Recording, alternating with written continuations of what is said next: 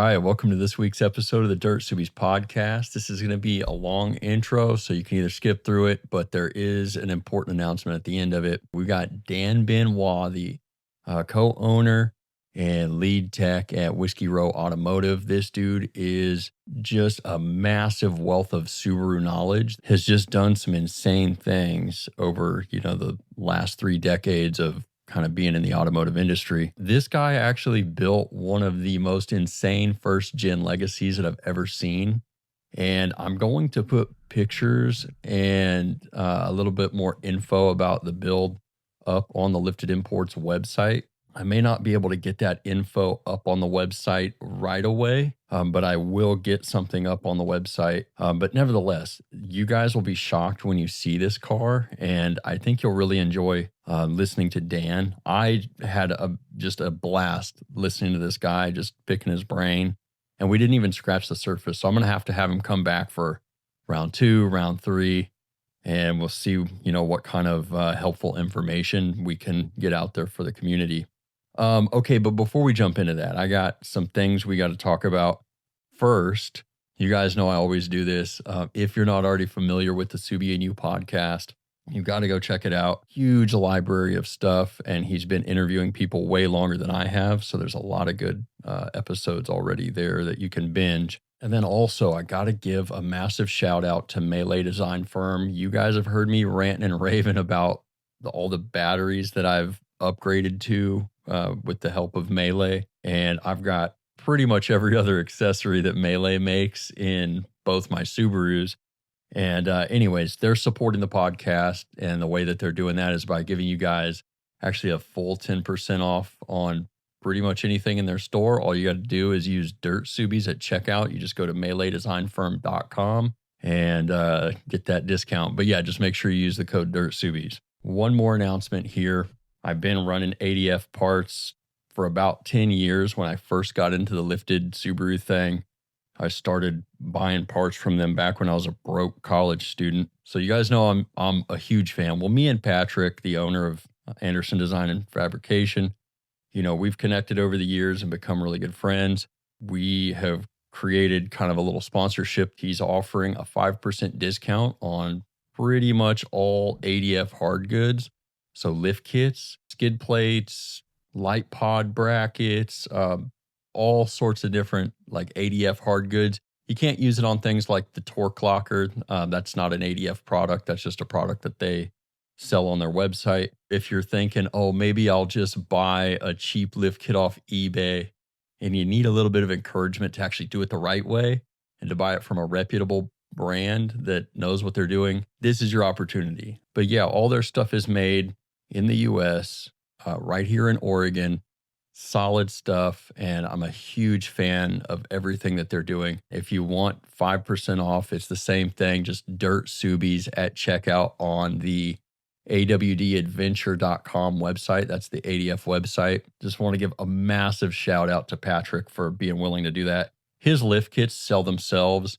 All of his stuff sells itself. It's all top-notch stuff. He doesn't need to do a discount to, sell his parts at all. So I appreciate that he's willing to do that for you guys and get you guys set up with some good lift kit parts. So massive respect. Now let's go ahead and jump into the interview. I know that was a long intro, but I just wanted to do some housekeeping, and let's go ahead and get into this conversation with Dan. We got the one and only Dan Benoit in the house, right? Did I say that right? Yes, sir, you did. Dude, I love it. Thanks for being on here, man. This is it's an honor. Good, I appreciate it. So, like you said, my name is Dan. I am co-owner of Whiskey Row Automotive in Prescott Valley, Arizona. We are a general purpose automotive repair shop, but we specialize in Subarus. I have been working on and modifying and enjoying Subarus for over 25 years at this point. That's kind of what we're doing, focused on growing the business and branching out and seeing how we can grow and benefit the community. There are not nearly enough Subaru specialists. in the world. Not even a little Yeah. bit. Yeah, I agree. It, of course, depends on where you're at. Hmm. I did have a shop in Oregon for a while, and we had some competition. When we talked on the phone previously, and you were talking about how you sort of initially got into the cars, and I think you said you were working somewhere where you were a tech on a massive range of different vehicles. What was Yeah. that whole story, and how did you kind of come to the realization that, whoa, these Subarus are actually pretty cool cars? Well, two things happened at about the same time. The first of which is I was a alignment technician for Les Schwab tires in Northern California.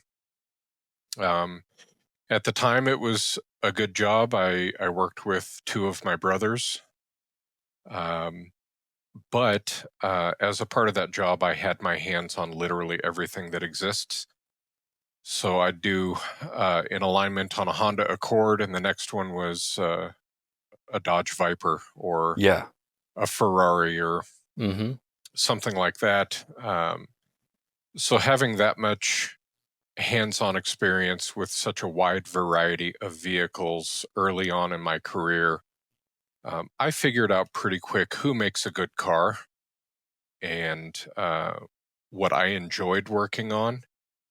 And then coincidentally, around that time, I had a Subaru Brat given to me by The a good best. friend. Yeah. Those are always the best stories. I got this car Yeah. for free. Well, he owed me a little bit of money and offered it as payment, and I took it. To this day, he's a good friend. Hmm. But at that age, when you receive a free car, the rules are you have to destroy it. That, Um, even at this age, that is the rule. so my brother and I took it out to our stomping grounds up in the woods of Northern California, and for a couple days tried to kill the car. We couldn't. Unsuccessful. Yeah. I think towards the end of the whole experiment, I had a broken wrist and a broken nose, and the Subaru still ran. It, it it was pretty rough around the edges at that point, but I do remember walking away from that situation with the understanding that Subaru builds one hell of a car. Okay, what did you do to the thing? Oh, it got rolled over a few times, and we had a series of jumps. I think it was an abandoned motocross track, Oh and man. we would take cars that we didn't particularly care about into that area and kind of do an endurance test. And it did phenomenally well, and that stuck with me. Yeah.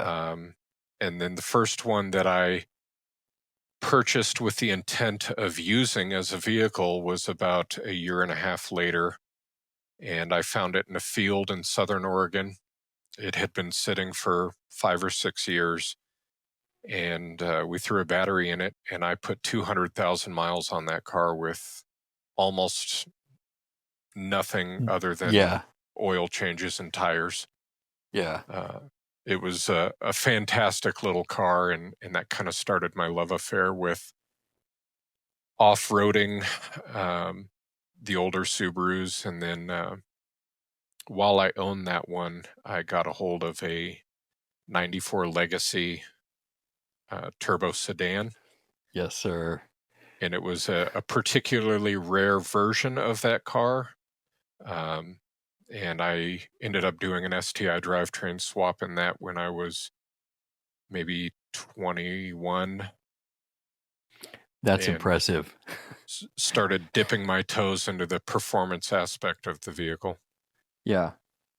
Man, so I think I told you this on the phone, but the first gen Legacy, to this day, first gen and second gen, I just can't get enough of them, dude. And 94, I like the post facelift, like the facelift legacy first Hmm. gens. I love them both, but I really, really, the 94, 92, or 93 and 94, I think they look so good. Yeah. And the EJ22, dude, the 22T, you beat the piss out of those things, man. Yeah, they're widely considered some of the best engines in the history of the automobile. The Yeah. Phase 1 EJ22 is just bomb proof. Mhm. And between my brother Tommy and my business partner Bill and myself, we have all owned uh, Generation 1 legacies with well over 400,000 miles. I've had one with 560 on it, and it was a daily driver. Yeah. So, I had my most recent first gen. I don't own one currently. I think I only got it to 280, and then the synchros, it was a 5 speed. The synchro started to take a dump, and I had two other cars, and I just was like, I'm just going to sell this thing, and wish I'd have kept it. Really wish I'd have kept it and done a transmission swap on it, but it is yeah, what it is. it's kind of funny you say that. I have in my possession a 91 Legacy wagon that I owned for the better part of 10 or 11 years, and I sold it to my business partner. This is the That 91 Legacy wagon. it is her, It, and she's back in my possession again. Um, but it's funny that you mentioned the synchros. At about 345,000 miles, the synchros went out in the car. hmm. And at the time, I had two babies at home Hmm. and was barely making the rent. And I just continued driving it. And one day it started being quiet. So I just kept driving it. and, What? and fast forward probably 7 years later, the synchros Okay. started to go out again and started to Okay. make a lot of noise. A- And that was part of the equation that led me to turn her into what she is today. Yeah. I've got a ton of other questions here, and there's so many rabbit trails we can go down, but let's let's talk about that car and what it is. Yeah, so it's a very special car. It was a car that I serviced while I was the manager of a Subaru specific repair shop in Portland. And the clients indicated to me that they had an intention of selling the car due to the fact that it had at the time 342,000 miles on it. Um, they believed that she had uh, met all of her goals and aspirations, and it was time to retire the car. Yeah. And I purchased it from them. Um, and she immediately got a 3-inch lift and some general grabber all terrain tires. And I sourced a limited slip diff out of a legacy turbo and put it in the back. And that became my daily driver commuter. I brought my son home from the hospital in that car. I love that. Um, and I proceeded to drive it daily up until she had about 427,000 miles on her. And at that point, the synchros and the tranny were starting to voice their opinion on a more regular basis. That's And one way to put it. the passenger window was having issues going up and down, which is fairly typical of early Subarus. Yeah. And the final straw for me was the CD player stopped ejecting CDs. So I went and purchased a brand new Subaru Outback, and this was in 2015. Hmm. And at the time, I lived with my brother, and he is a fabricator, welder, mechanic. And so he and I just kind of decided to do what I had been thinking about doing for the better part of 10 years. And she became a full blown rock crawler. Let's go. Let's go. So the way that I accomplished that is I purchased a Toyota pickup that had already been turned into a rock crawler from a young Mhm. man that was in desperate need of money. Um, and As it as are we all. still am today. Yeah. But my initial plans was to solid axle the car, do dual transfer cases, and maybe some 33s or 35s. But oftentimes, as projects go, things snowballed, and Facebook Marketplace uh, found some pretty good deals. So the first build was a FJ62 full width Toyota axle and a Toyota Tacoma rear axle. Uh, the front springs are handmade using a combination of three different vehicles, and uh, we called up Alkin Spring and had them make a top leaf to our specification. Perfect. Um, we mated the original EJ22 to a Toyota W56 5-speed transmission out of a pickup. Okay. The bell housing is handmade. I worked with a gentleman in the Midwest. His name is Bill, also. And he specializes in doing a lot of Mitsubishi 4G63 Oh, okay. conversions. Okay. So he makes bell housings to put those engines in weird places. Yeah. And he and I talked for a while about making a Toyota to EJ series adapter. Heck I yeah. believe he made 10 or 12 of them. I don't know how many exist, but that's how we were able to get a Toyota transmission behind there, which of course offered us the opportunity for dual transfer cases. So it has a set of Marlin dual ultimate Oof. transfer cases. Oh, dude. So the gear ratio is somewhere around 225 to 1. It's been a while since I've calculated that, but that sounds about right. So the car has a ridiculous amount of wheel travel, lots of gearing. The first set of tires were 39-inch Toyos. They were rotten when I bought them, so they were only on the car for one season. Okay. It now has a set of 37-inch Toyos, which is better suited to the car. It has, like I said, an enormous amount of wheel travel, and I can get the tires into the body pretty easily. But that being said, it drives down the road comfortably at 75 miles an hour. It Yeah. still gets 20, 21 miles a gallon. Oh, that's so And crazy to me. yeah, It blows my mind.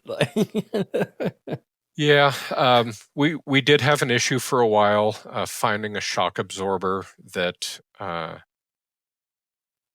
could control the car at speed. Hmm. It would kind of get something that resembled death wobble, but it was uh, In a different side to direction, maybe? yeah, kind Like, of side to side movement. okay. Okay. But a couple years ago, I got a hold of a rep from Bilstein, and we Okay. had some shocks that were valved a little heavier than what you can buy off the shelf, Yeah. and seemed to control it pretty well. So as of today, I could go start it up and slowly drive it wherever I wanted to. Yeah. Um, you know, trying to avoid law enforcement as much as I can, but Oh, I guess that's right. It's technically not up to code, right? well, here in Arizona, it's perfectly fine. It's 100% street legal. It's licensed, registered, insured, and the law enforcement around here are pretty entertained by her. They give me thumbs up and high fives. Let's Um, go. if we were to drive it in California, it would probably lead to somebody being in handcuffs. Yeah. Yeah. Um, they don't seem to have a sense of humor out there, but Yeah, not at all. Yeah, I could rant and rave about California and that whole thing for hours, but that's a different conversation. As a former resident, I could also. Well, let me so something that I really like, as we were talking about uh this build, I absolutely love that you didn't just take a legacy and slam it on like a K5 Blazer frame. This thing is still it's it's a Subaru. You essentially did what would be the equivalent, like in the XJ world, as like frame stiffeners. Much to the chagrin of my wife and family, I will always do the harder thing. It would have been very easy for me to set it onto the chassis of Mhm. the Toyota that I purchased to donate parts. I didn't want to do that for a couple of reasons. I don't think that it requires any skill to do that. Yeah. And I consider myself to be a pretty skilled fabricator, so I wanted to push the envelope of what I was capable of doing. In addition to that, I wanted the car to be as low to the ground as possible. So with a 39-inch tire, she had a 23-inch belly height. Okay. And in the rock crawler world, that's very low. Yeah. With the 37s and the different springs that I've put on it, it's still about 22, 23 inches belly height. Can Um, can you explain? I mean, I have my own reasons for why I like the biggest tire on the smallest lift, but what was is that just for in your case, was that for like ease, like comfort, or center of gravity? a couple of different reasons, most of which pertain to the rock crawling world. I went to high school and spent my teenage years in Lake Tahoe, California. Hmm.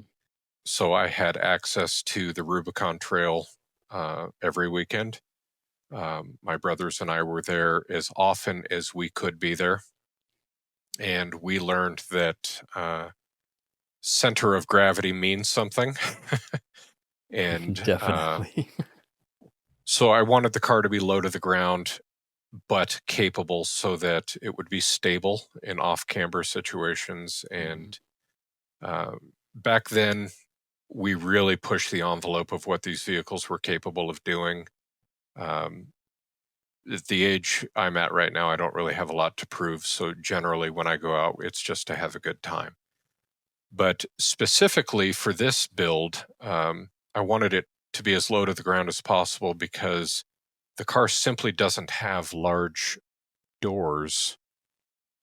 Mm. So, so Yeah. it's hard to climb up and into a car that's Yes. designed to be very low to the ground. Yeah. Um, and I am not a small man, so um, it was necessary. I wanted the car to be as low as possible so that I could get in and out without hurting myself. Yeah, I think even at stock height, a lot of Subarus are kind of especially first gens, they're kind of turn, fall into the seat, and then get yourself in. And I'm only 6 foot. You're 6'4", is that? I am 6'2", Oh, okay, okay. and getting pretty close to 300 pounds. You you're a burly dude. I, Tell yeah. tell us. Okay, we gotta explore a couple things here, but Mhm. tell us how you. I think you've changed your ways recently, but tell us how you used to install transmissions. When we opened up Whiskey Row Automotive, it was the first time that I had access in my private life to a lift. Yeah. Um, so for 20 some odd years, I was doing everything out of a 2 or 3 car garage. And the way that I would install trannies was I'd lay under the car and bench press them into the car, which was successful 99.9% of the time. Unfortunately, it did lead to a life altering injury somewhere around 2014. Being as large as I am does have its advantages. Yeah. It also has some disadvantages, but yeah, I used to lay under the cars and press them into the car and kind of hold them with one hand while I was threading nuts onto the back of the bell housing. Yeah. But now I have the benefit of very nice lifts and transmission jacks and Mhm. a very nice environment that is conducive to me being successful without hurting myself. All that just to say, you are of a certain genetic makeup that is not small. If No, no, I come by it honestly.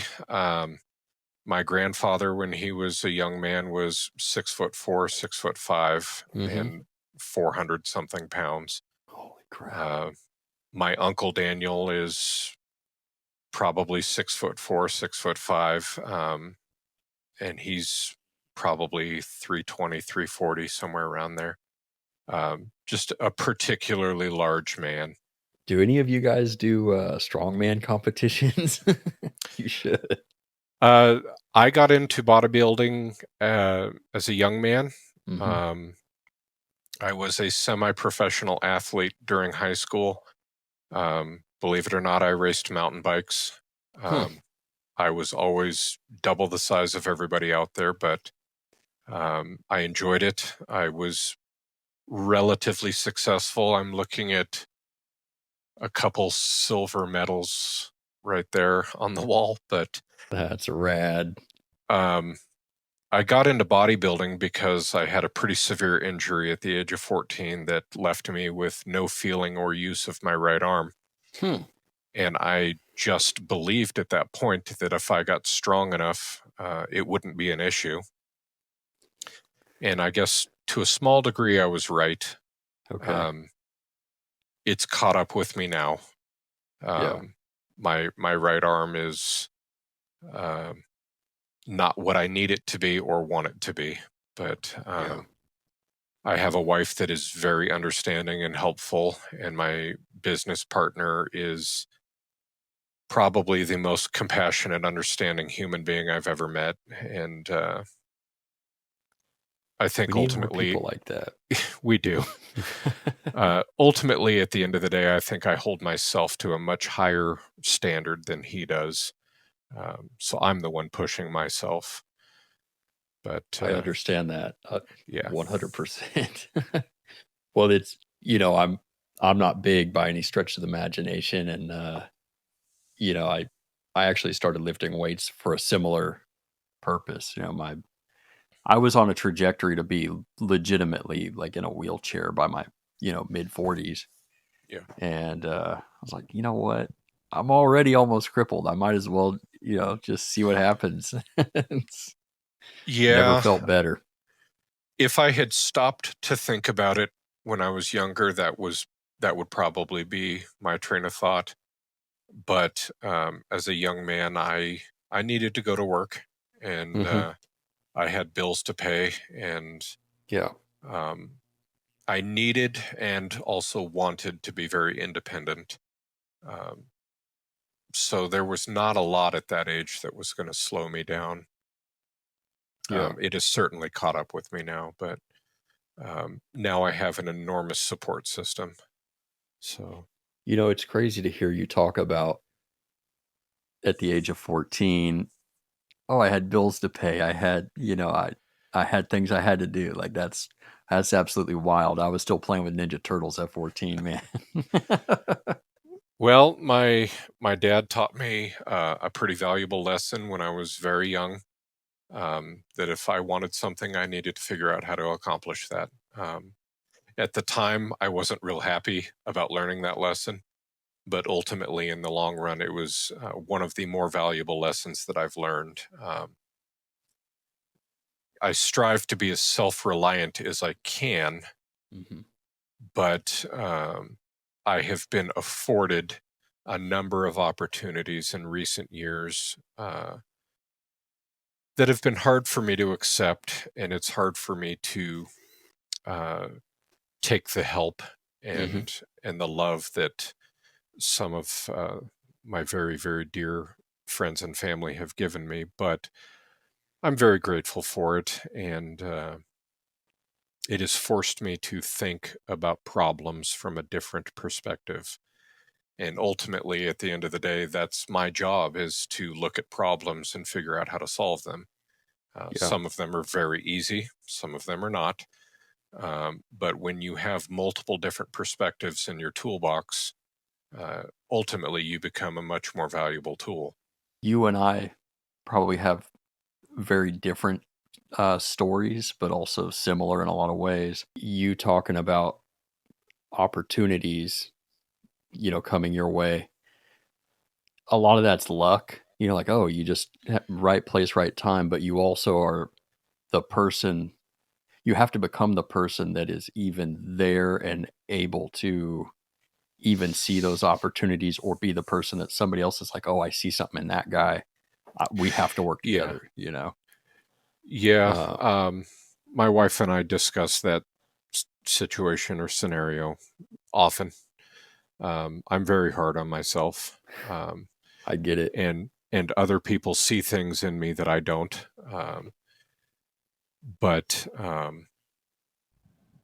I have tried consciously. It's a lot of work to try and quiet myself so that I can listen to others around me that see things that I don't.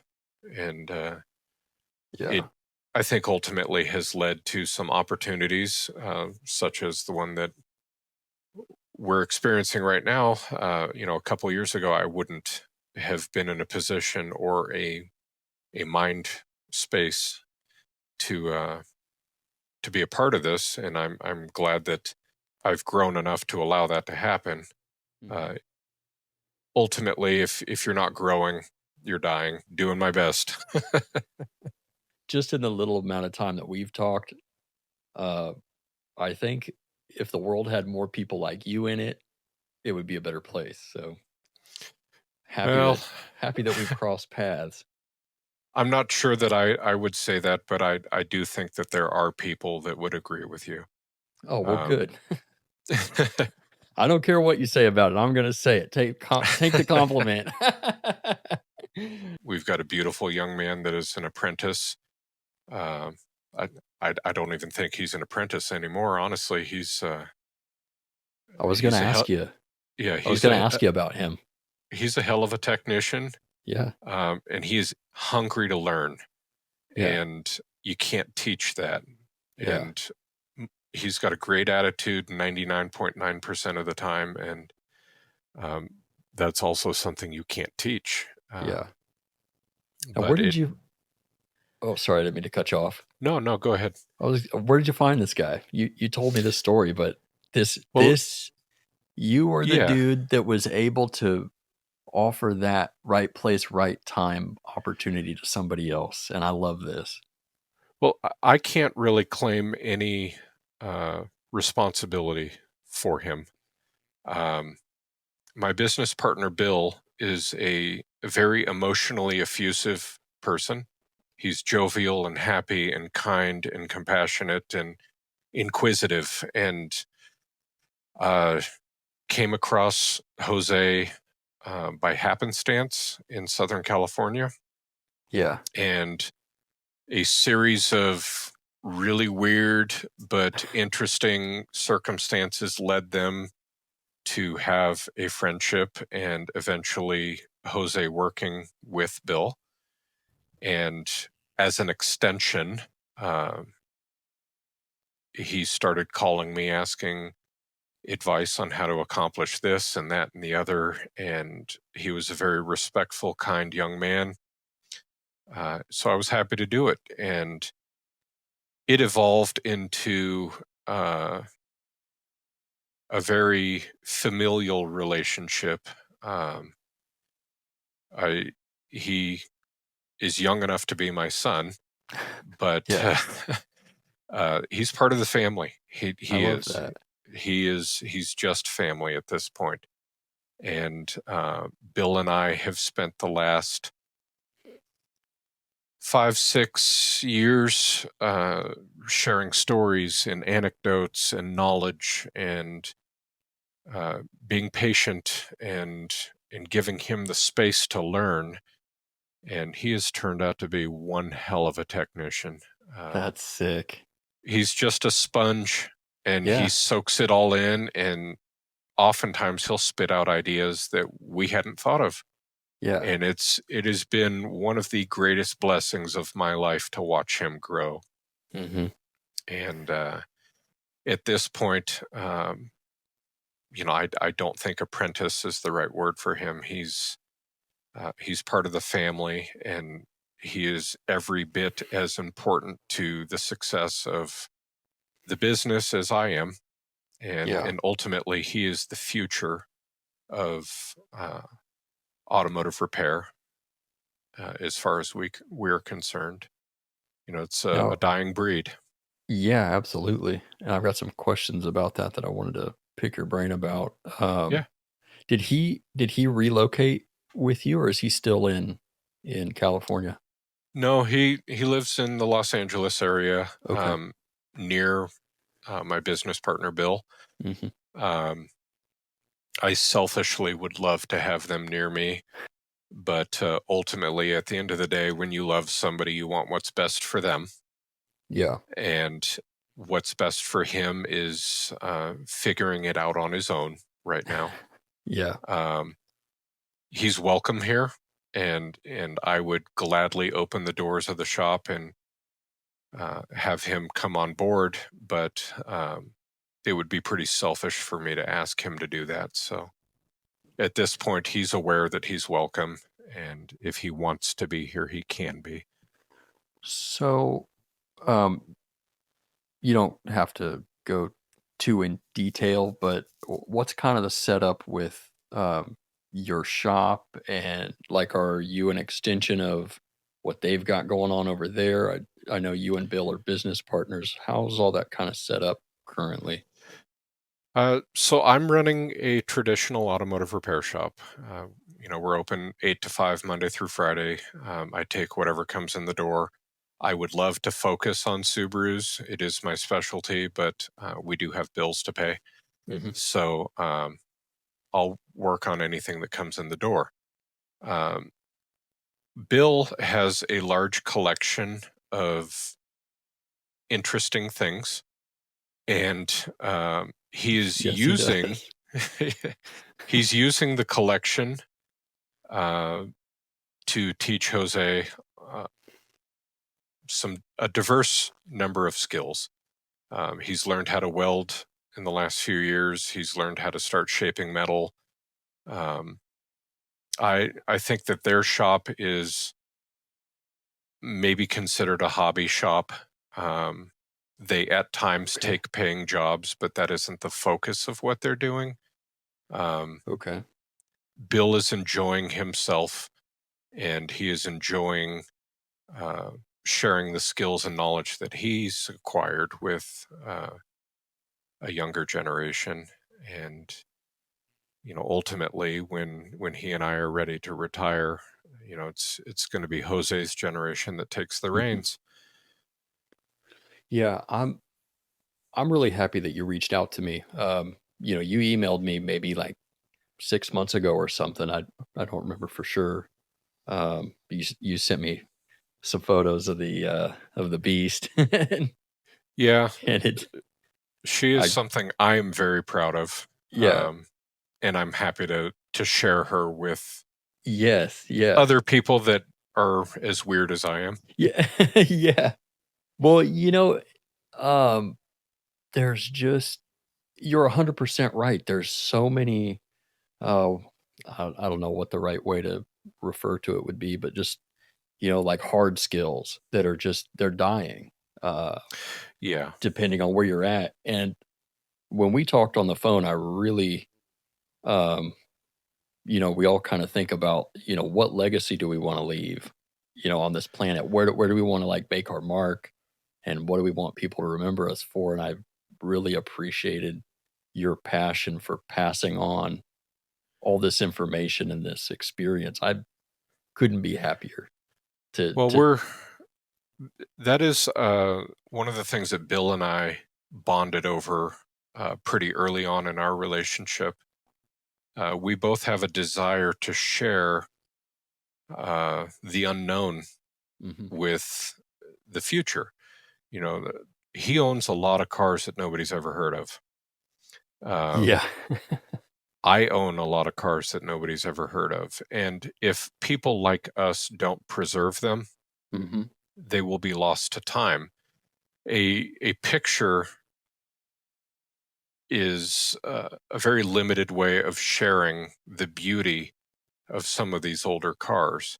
When you're in person and you can see its scale and size and how they did this and how they accomplished that, uh, it broadens your vehicular horizon.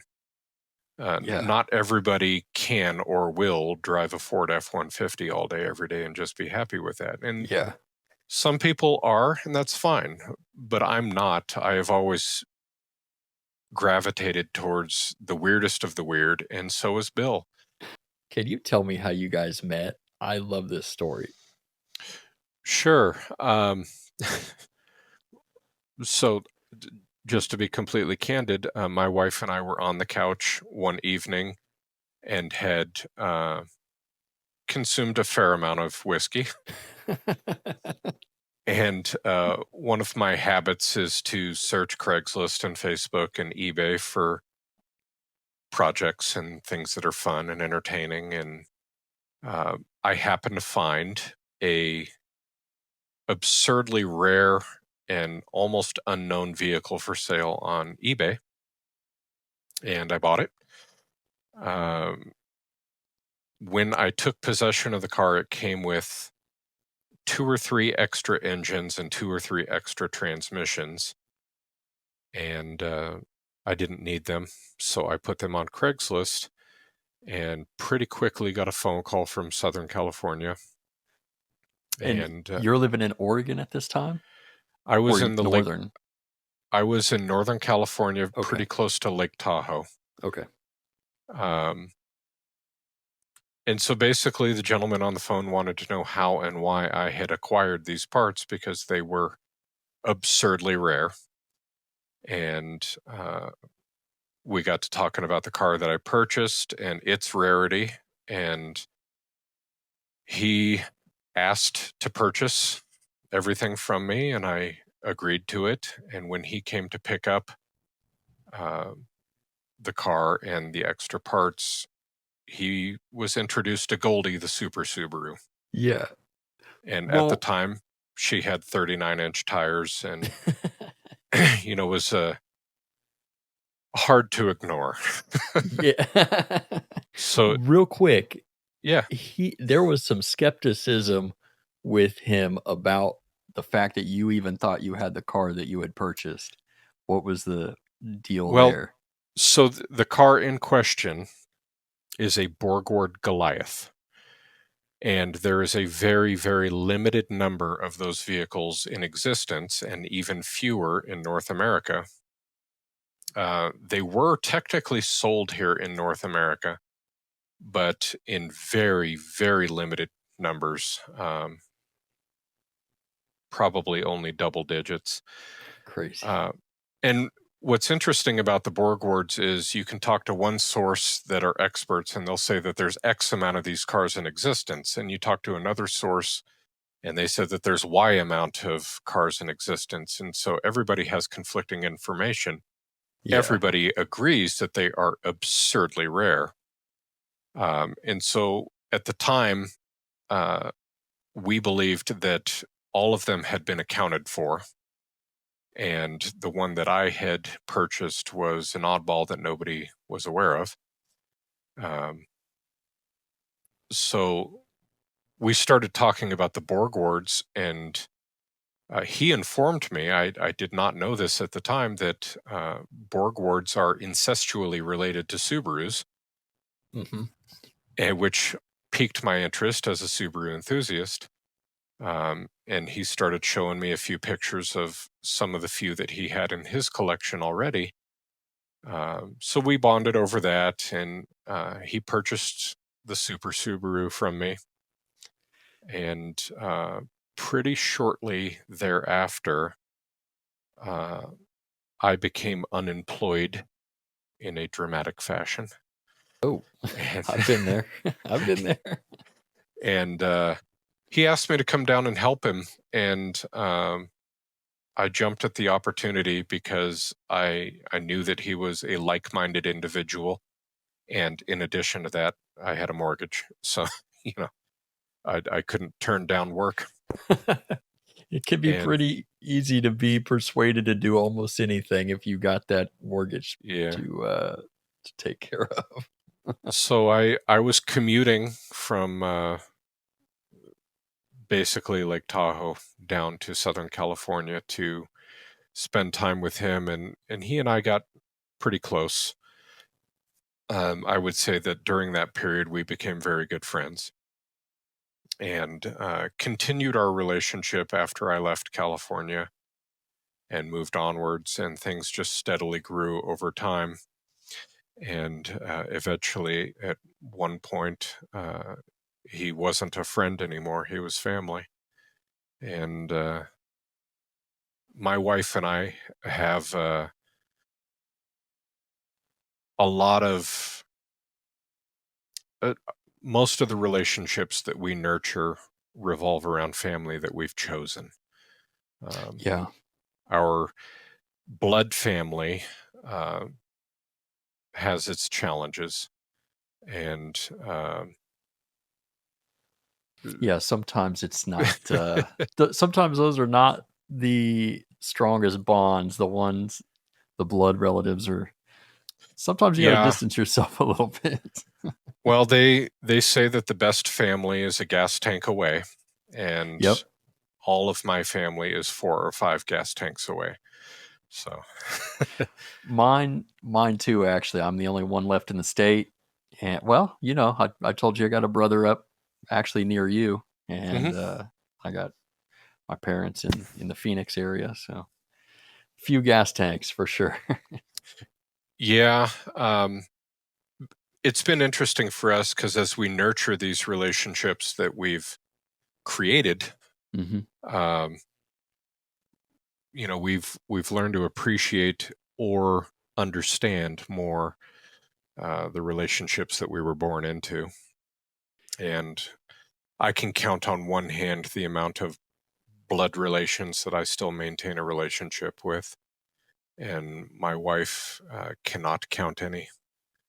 Uh, Yeah, I've got direct family that I'm really close to, but I most of my extended family lives on the other side of the country, and some of them, I mean, a lot of them are fantastic people, but some of the other ones probably wouldn't be somebody that I'd ever want to be near or let my kids near, So, One of the things that I've learned, that everybody has an impact on your life when you meet them.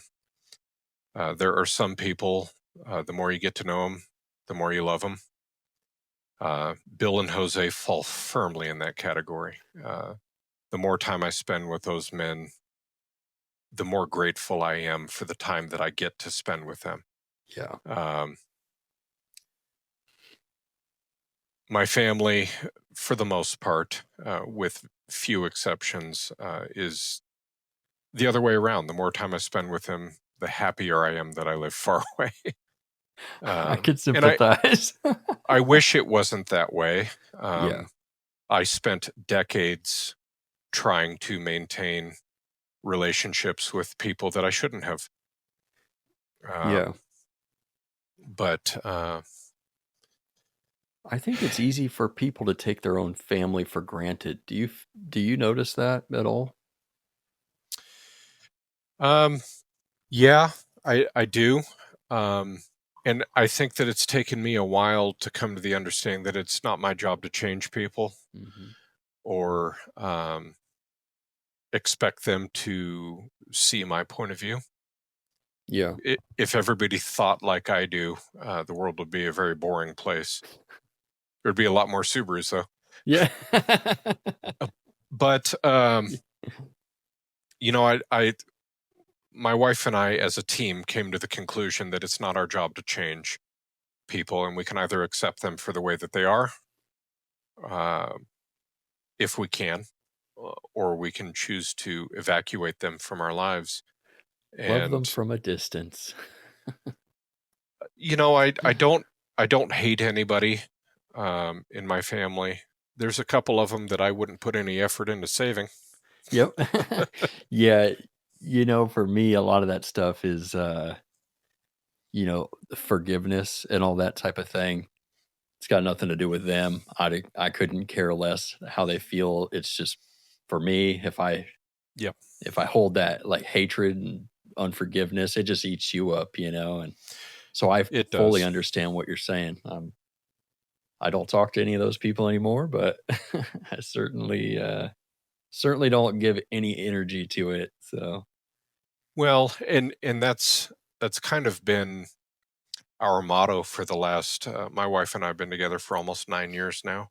oh, Um, congrats.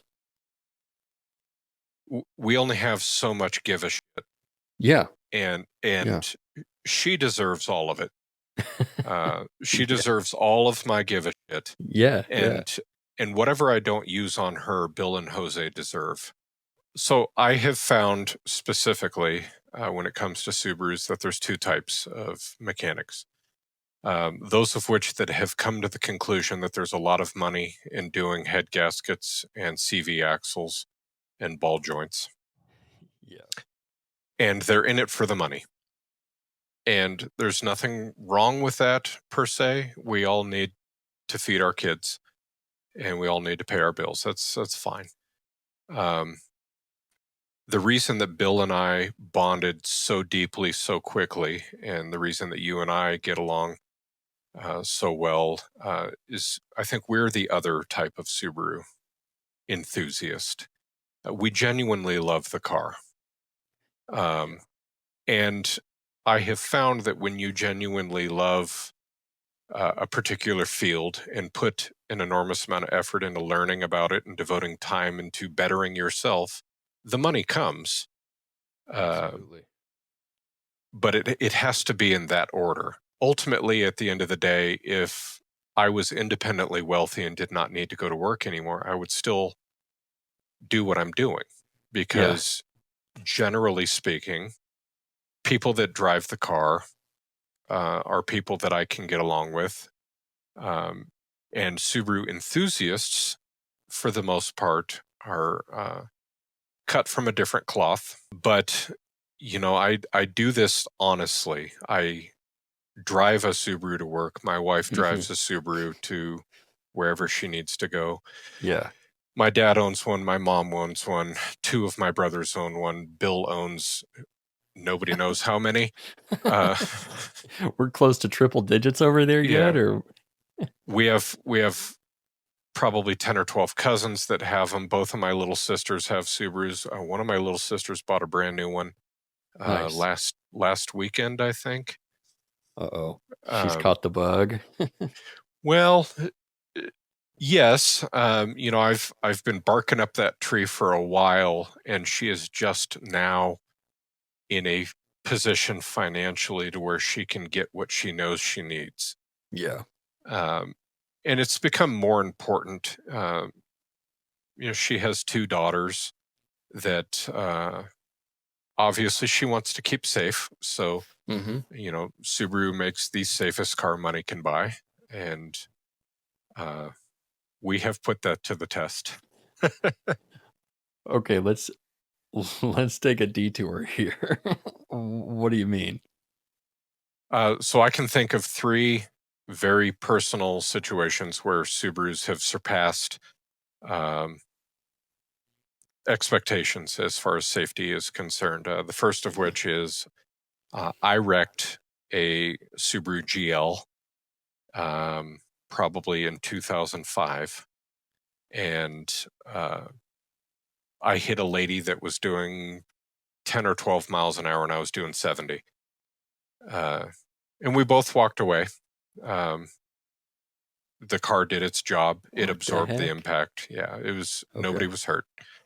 In 2009, my ex-wife and both of my children were involved in an accident on the Oregon coast in a WRX. And the damage was so severe that when Oregon Highway Patrol showed up, they called for a coroner. My kids had almost no injuries. They had some bruising on their chest from their seat belts. My ex-wife was hurt pretty bad, but she's still here. The driver of the Subaru that they were in is a very dear friend of ours.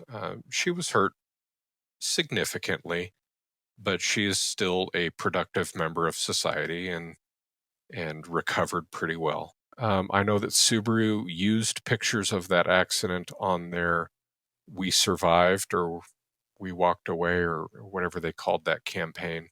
It was probably 2010 when they used those pictures. It was on their Subaru of America website for a while. The third story is kind of funny. My brother Tommy and I built him a STI-powered Outback wagon in 2015. Okay. And he found the limitations of grip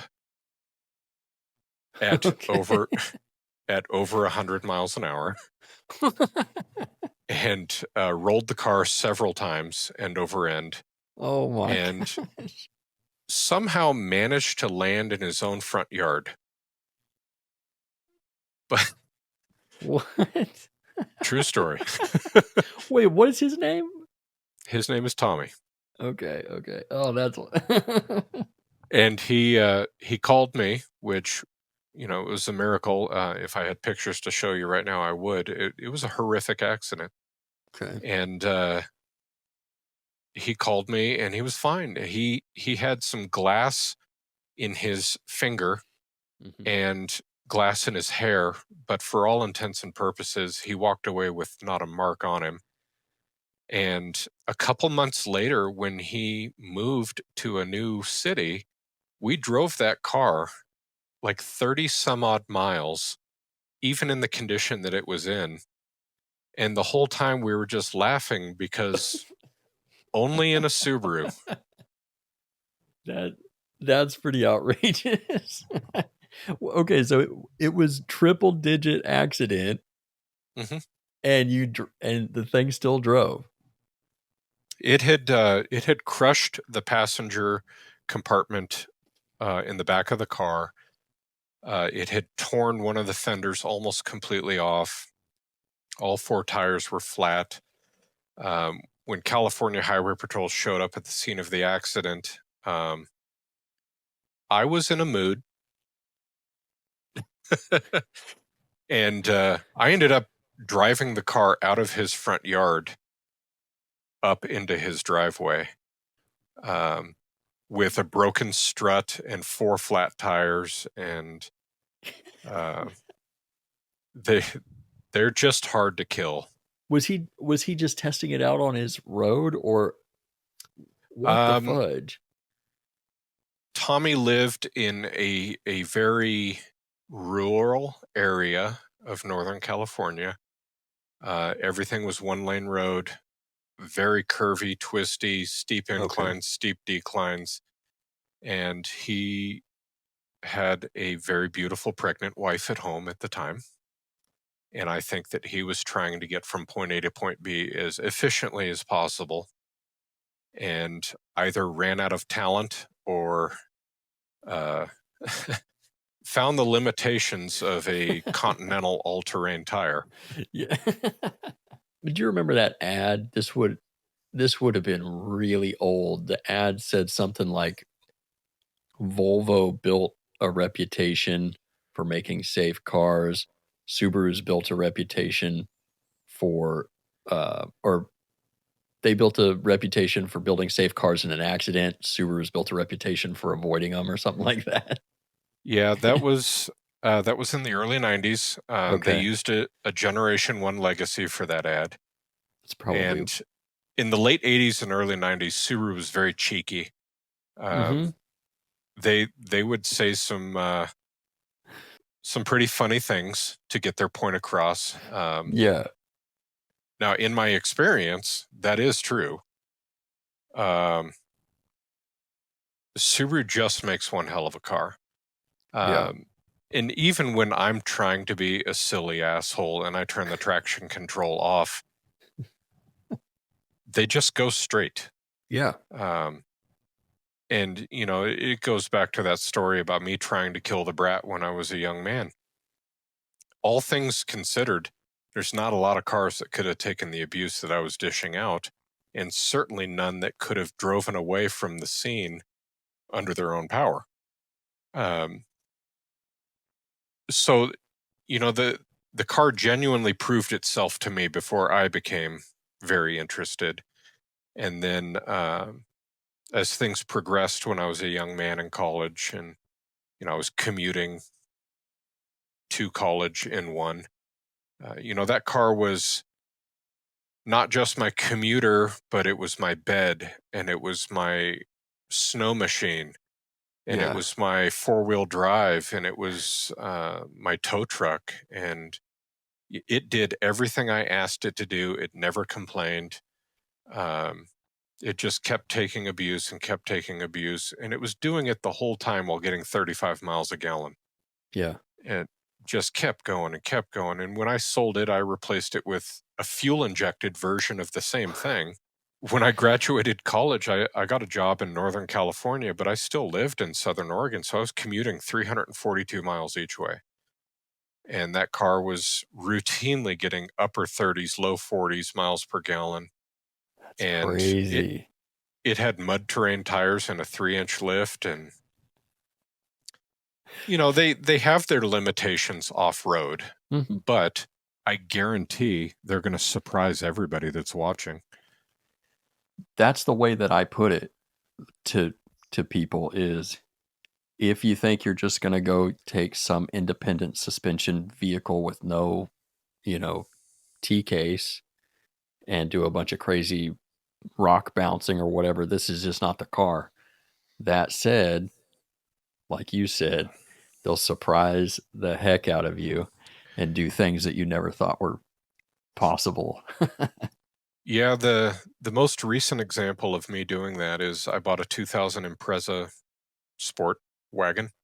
Okay. Um, we did a 5.5-inch lift on that. No straight axle, just using the traditional Subaru platform. Yeah, so we called up Patrick uh, with Anderson Design in Oregon, and The we main got a two man. and a half inch lift. And then we put Forester struts in addition to the lift. And on top of the Forester struts, we did Rallytech springs Okay. and long travel front axles. The car was remarkably capable. It had a locking rear diff. It was a torque locker, Oh yeah.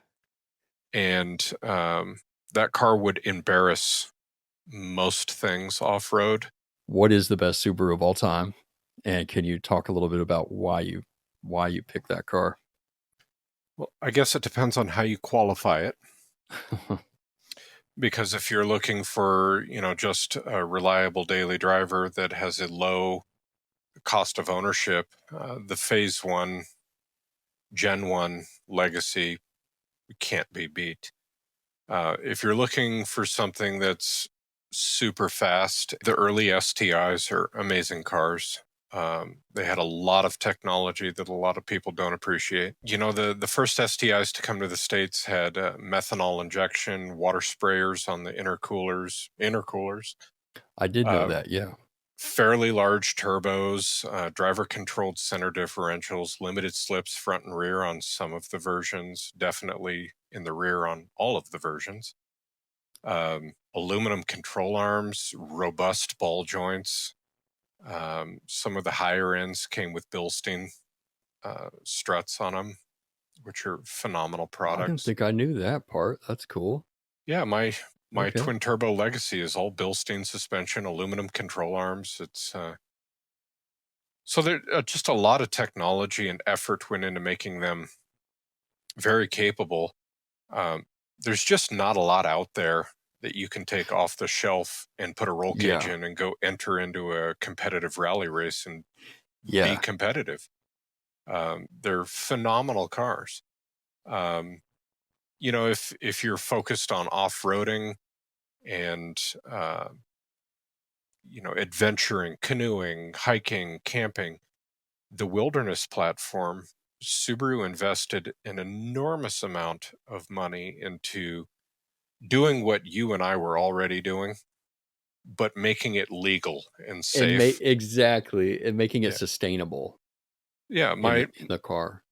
my brother Tommy and I specifically probably made dozens of wilderness package cars long before the wilderness package existed, and it Yeah, consisted of as big a lift as we could buy and as big a tire would fit under the car, and a limited slip from the junkyard and some skid plates from Primitive Racing. And we'd go out there and absolutely. beat the wee out of them, and they just kept coming back for more. Like, one of the most famous cars in my world is when I moved back to California in 2015. My brother Tommy and I decided we wanted to get into flipping Subarus together, because he was kind of retired at the time, Okay. and I didn't have a legitimate need to go back to work at the time. So we bought a 94 Legacy wagon in Northern California that had a bad clutch. That Okay. being said, I drove it under the trailer. And we went home and put a used clutch that I had sitting underneath my toolbox in the car. A And used clutch. yeah, I love and it. the intention was to just turn around and sell it for a profit so that we could go Yeah. buy tacos and whiskey. And the car didn't sell in the time frame that we had really hoped it would. And so Yeah. it became his daily driver. And fast forward 7 years, and he is still beating the shit out of this car on a daily basis.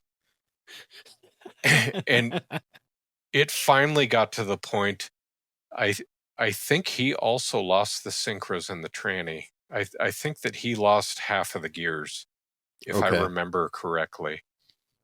But even then, when that car was dead, we took the engine out and put it into one of his buddies in Prezas. And we took the suspension off and put it over here. And the lift kit that was on that car is hanging on a shelf in my shop today. So, It lives on. we've always joked that Subarus don't die, they just change shape. Oh, it's just a law of the universe, It's just like nothing dies, it just changes form. It's all Yeah. energy.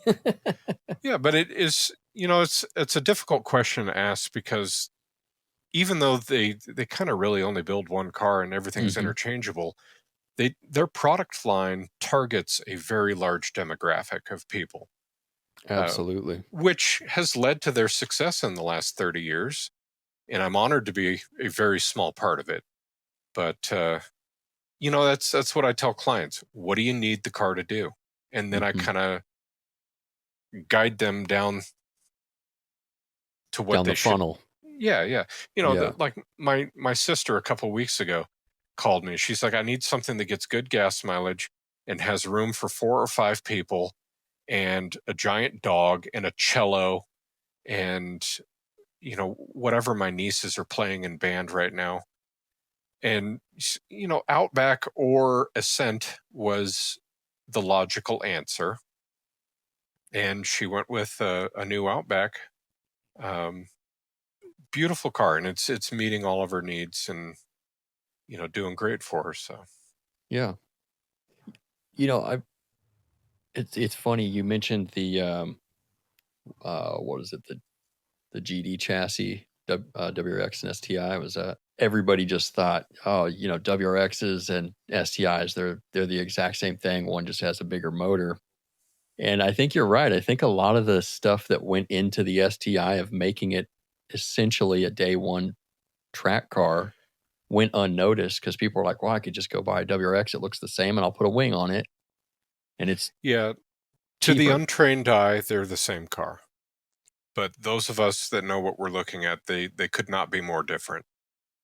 The STI, and I'm referring to, let's just say 2004. That was the Yeah. first year of the STI in the U.S. market. It was significantly wider than a WRX. Some of their lines had aluminum control arms. Um, They had the 6-speed manual transmission with a driver-controlled center diff, whereas the WRX had the 5-speed that was made of glass. Yep. The STI had the 2.5 liter. The WRX had the 2 liter. Mm-hmm. Even the hubs and the brakes on the STI were significantly larger, bigger bearings, bigger brakes, bigger calipers. Yeah. And then the STI had inverted dampeners from the factory. Okay. Whereas the WRX was a conventional strut. And then, can you explain that? Yeah, so you take the shock absorber, Mm-hmm. and on the WRX, the main body was at the wheel level, Okay. and the shaft was at the top. On the STI, it was inverted, and it was much larger, and everything was hidden inside of the strut body, so it wasn't super obvious, Mm-hmm. but it was rally pedigree being trickled down to the street. Okay. And if you got the Group N package, it came with harder motor mounts, harder pitch stop dampener, harder tranny mounts, harder mounts on top of the struts.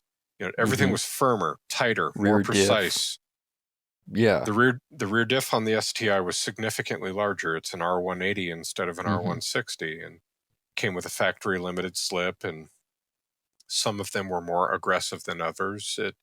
It depends on the package that you bought, but Okay.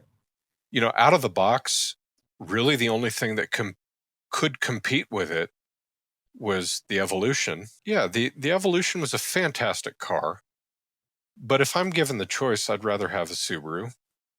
The center of gravity is much lower. The fact that it has a forward-facing engine, it's easier to maintain, it's cheaper to maintain. The Evo's a great car. I don't have anything bad to say about it.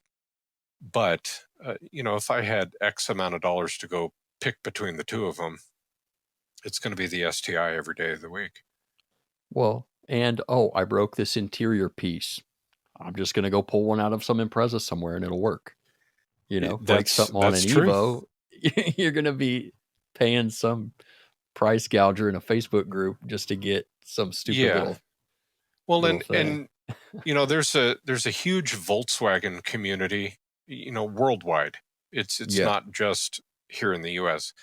The early Beetles and buses and Type 2s and Type 3s and the Gias and everything like that, everybody loved them because everything was interchangeable and you could modify the vehicle to suit your needs. Okay. And I don't know that Subaru really intended on doing that. I think that Subaru did it as a cost-cutting measure. Yeah. But it has benefited the enthusiast enormously. And it has made them incredibly cheap and easy to work on. A great example is the 94 Legacy that I just told you my brother drove for several years. His starter went out a long time ago. And at the time, he didn't really have disposable income to go buy a new starter. So I told him to go pull the starter out of his 2007 Outback. So we're talking about a 13-year difference in EJ22 versus an EJ25, naturally aspirated versus turbocharged, et cetera, et cetera, et cetera. They literally had the same part number. So he bolted it right in and continued using the car as he saw fit. Cost him absolutely nothing to do. But when things are compatible along that long of a production span, they become cheap. Yeah. Because you don't have to pay engineers to design something every year, and you don't have to pay engineers to design 10 different starters for the same model vehicle. Oh, absolutely. The Ford F-150 has the small V6, the big V6, the naturally aspirated, the turbocharged, they got the 5-liter V8. They all have different starters and motor mounts and fuel injectors and so forth and so on. They're expensive vehicles to design, manufacture, and maintain when compared to something that was designed right the first time. Their bell housing pattern hasn't changed in decades. Yeah. I could conceivably bolt the transmission in my 2025 to my 1991. Yeah. It'll bolt up. I mean, obviously Physically, yeah. there's going to be some wiring involved and, things of that nature, but Subaru's been very, very consistent on finding something that works and then modifying it slightly to meet parameters. Like in the late 90s, they had the Legacy, the Outback, the Forester, and the Impreza. They're all the same car. Yeah. The Legacy GT was lower to the ground. The Mm-hmm. Impreza 2.5 RS was low to the ground. The Forester and the Outback were tall. Mm-hmm. Everything's interchangeable. And so you could have a lifted 2.5 RS, or you could slam your Forester. I've got a really good friend in Tennessee that's got a Forester that's pretty low. And I don't know if he put WRX suspension on it or coilovers or however he accomplished it. But the point is interchangeability makes these things fun and easy. Yeah. And they're good cars for the beginner to get their feet wet and learn on. I was telling you, that's how I actually lifted my first, or the first time I lifted a Subaru. I just went on to Naziok and looked at the pinned post for suspension, because at that time, everybody wanted to lower them. And I just thought, well, maybe if I just reverse engineer whatever's on there, maybe I can lift my car using the opposite combination. So that's what I did. Didn't know that there were people like you already making kits, but yeah, you're right. It all like plugs in one way or the other. It's maybe not as much these days, but there's still a ton of crossover with all the parts physically. Yeah, it still crosses over.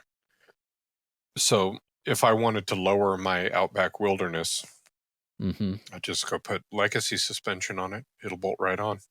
Yeah. And it'll still ride the same way that Subaru intended it to ride, just lower to the ground. That's the kind of stuff I do on a pretty regular basis in our shop. I take people's vehicles. They're on a budget. They don't have the money to go buy a brand new car, but they want to go fishing. They want to go hunting. They want, here in Northern Arizona, we've got a ton of mines and, forestry access roads, and people want to go play and explore and enjoy the beauty that we have here.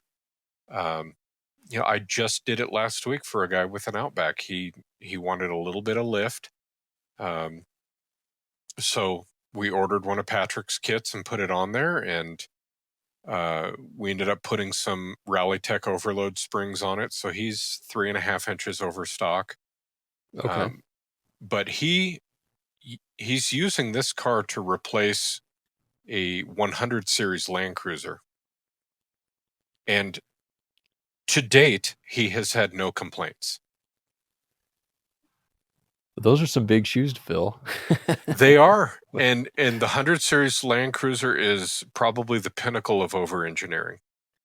I mean, in reality, if you look at their ball joints and their brakes and the size of their suspension components, they probably could be rated as 1-ton vehicles.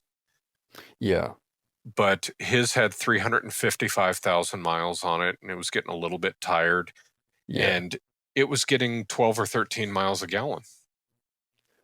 And he's a contractor, and he needs to go all over the state of Arizona to look at people's houses and give them bids and whatever. So he wanted a vehicle that would get close to 30 miles a gallon, be able to go off-road and carry his tools. So we got him an 11 Outback 3.6R, and he has had no complaints. Yeah. I don't think that he really has any qualities missing other than a low range transfer case, but he didn't really four-wheel the Land Cruiser, so he's not really missing it. Yeah. I think the 100s, those were still, they had switched over to IFS in that gen, right? Yeah. Yeah.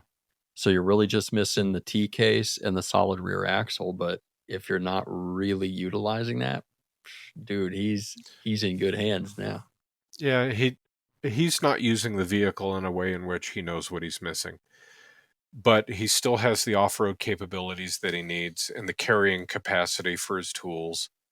And, he's getting close to 30 miles a gallon in it. So That's impressive. and that 3.6 liter 6-cylinder has more horsepower than the V8 that was in the Land Cruiser. So. I really like the 6-cylinder Subarus all the way back from the SVX up into those was it the LL Bean Outbacks that they did in the early 2000s. I love those engines. And then what is it? Is it the EZ36? Is that what? So I can't remember. Subaru's 6-cylinders started in the late 80s with the XT6. It was an ER27, and it was a Okay. 2.7 liter 6-cylinder that was based on the EA82. Okay. Great engine, very smooth, lots of power for what it was. Then they went to the 3-liter, the EZ30. In the There we go. US, the first year of that was 2000, and they Okay. offered them in the LL Bean Outbacks. Bill is daily driving one of those right now, Okay. and Such good cars. it has close to 300,000 miles on it. And he uses it as a commuter and a little puddle jumper, and Okay. it's a great little car. It used to be mine. I bought it in Southwest Montana Okay. 5 years ago, and then they went to the EZ36, and they used those in the Trebecas and the Outbacks and some of the Legacies. The Legacies are pretty rare, but they dissolved the 6-cylinder. I believe the last model year was 19. Yeah, I think you're And right.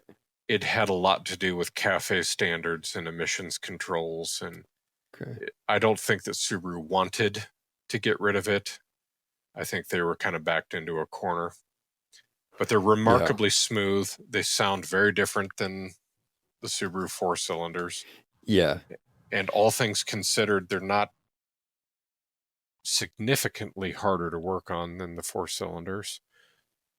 Their timing chains are a little bit more challenging than the timing belts, but Yeah. A single overhead cam EJ timing belt, super simple. When I look at the timing compartment on the inside of a 6-cylinder Subaru, I'm just like, count me out. I was that way for a long time. But when we opened the business about a year and a half ago, like I said, I can't turn away work. Yeah. And so we have had an influx of FB series engines that have needed timing chains and replacements and short blocks. And so I've had to become fairly proficient at doing that. What's kind of your thoughts on all the, I know Subaru's been kind of trying to move away from the EJ platform for a long time now. They kind of have. What's your thoughts on everything's just getting newer and more complicated, no matter what it is, whether it's technology, cars, whatever. What are your thoughts on like the FA and the FB platforms and then the CVT that they're putting in everything? I view the FA and FB as a progression of the EJ. They've refined a lot of things. There are some things that are more challenging to deal with. But that being said, all automotive manufacturers today have to meet very strict emission standards. Yeah. And in the world that we live in today, horsepower and fuel economy are selling points. It used to just be horsepower. Yeah. The FB is a great engine.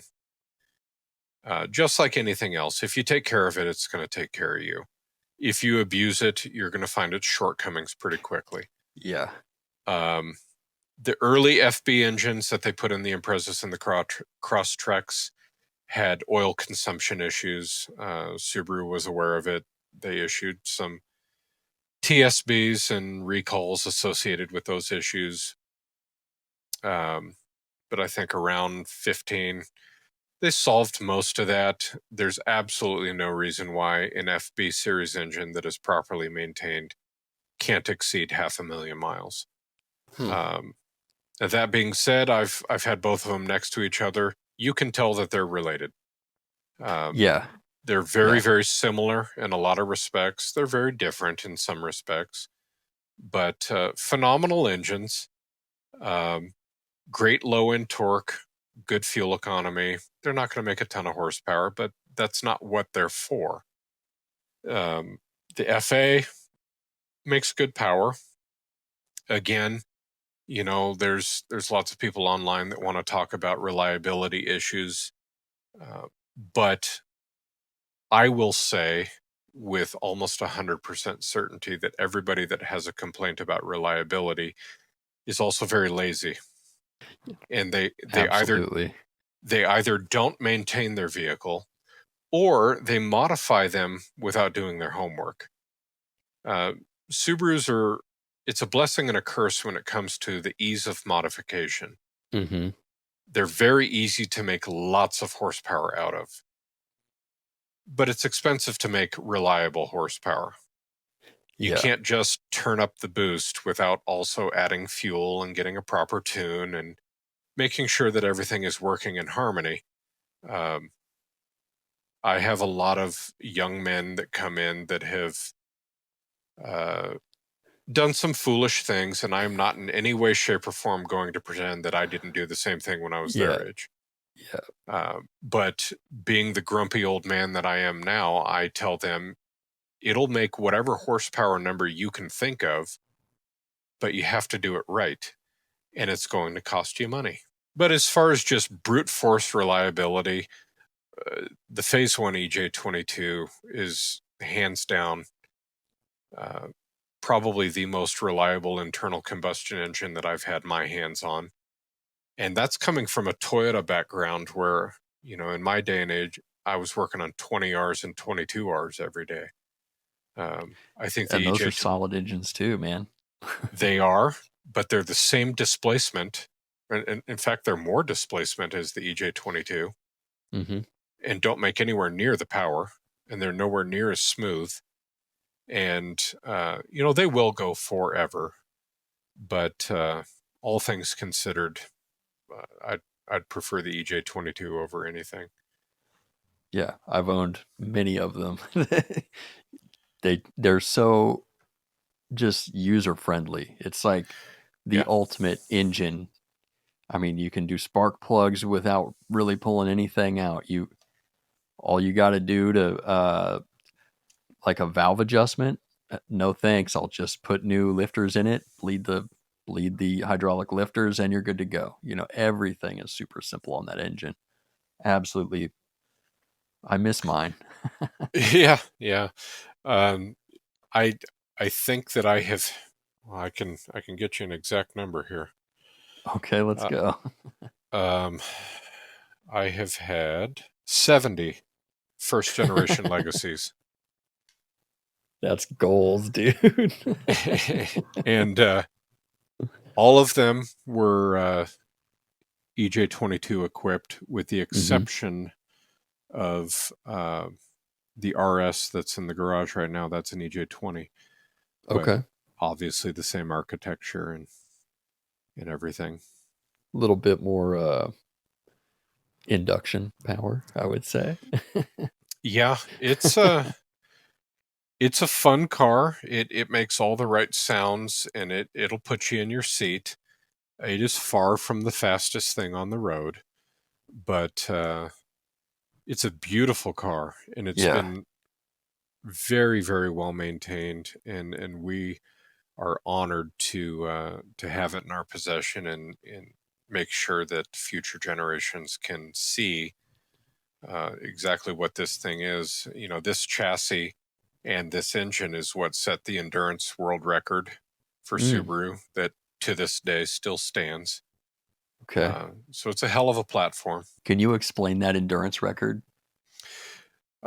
So I can't get the details exactly correct, but for the sake of conversation, in 1989, Subaru sent 4 Generation 1 Legacies here to Arizona.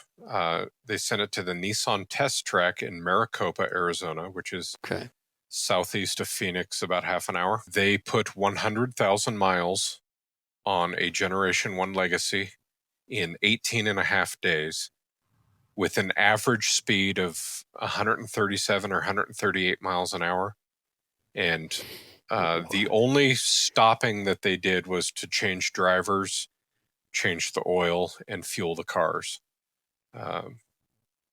Otherwise, they maintained an average speed over 18 and a half days of over 130 miles an hour. Nobody has even attempted to break that record since then. That is insane. Is that 100? Go ahead. Is that across the 4 vehicles? The 100,000 miles? That is an average for that period of time. And so all of the cars had 0 miles on them. They were brand new. And they essentially drove 100,000 kilometers, which is 62,000 whatever miles. Oh, okay. Nonstop. With, basically the only breaks that they took was to change drivers and change fuel. That's crazy. They had 4 of them. One was white, one was red, one was yellow. Maybe the 4th one was black. I don't remember, but they were all Generation 1 Legacy RS turbo sedans. Okay.